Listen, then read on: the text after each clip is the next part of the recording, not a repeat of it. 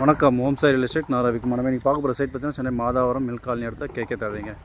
New independent 3 BHK houses. Land approved, building plan approved இருக்குது. Loan eligibility property. 3 BHK 3 bedroom, 700 square feet லேண்டில் 900 square feet built up area.